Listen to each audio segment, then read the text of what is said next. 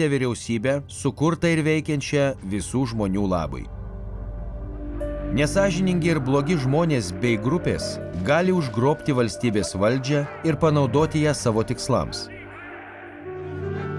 Vyriausybė, sukurta ir veikianti vien tik savanaudžių individų ir grupių naudai, greitai sužlugdo visuomenę. Tai kelia pavojų kiekvieno šalies gyventojo gyvenimui. Tai kelia pavojų netgi tiems, kurie skatina valdžią šiems veiksmams. Istorija gausi tokių vyriausybių žlugimo pavyzdžių. Pasipriešinimas tokioms vyriausybėms dažniausiai sukelia dar daugiau smurto. Kiekvienas visuomenės narys turi teisę pasisakyti perspėdamas apie šį paplitusį piktnaudžiavimą. Žmogus neprivalo aktyviai remti tokios vyriausybės.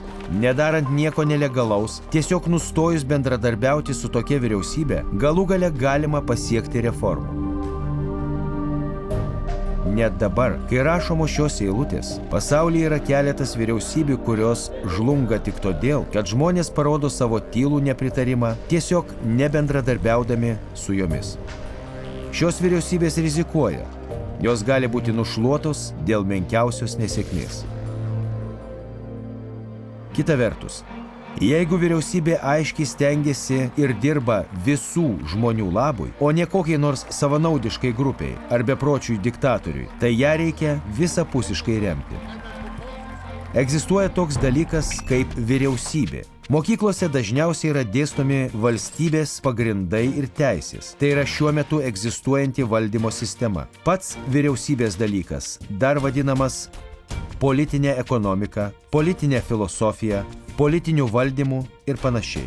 Iš tikrųjų, visas vyriausybės dalykas ir valstybės valdymas yra labai tikslus, beveik techninis mokslas.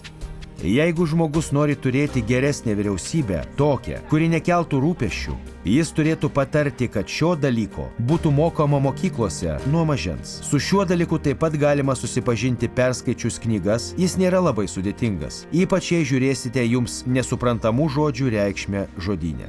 Galų gale, juk tai liaudis, ir jos pripažinti lyderiai atiduoda jėgas, kovoja ir lieja kraują už savo šalį.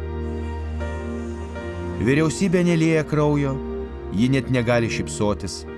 Tai yra tik žmonių sukurta idėja. Tik žmogus yra gyvas ir tai esate jūs. Sunku keliauti keliu į laimę, slegiamam tironijos priespaudos.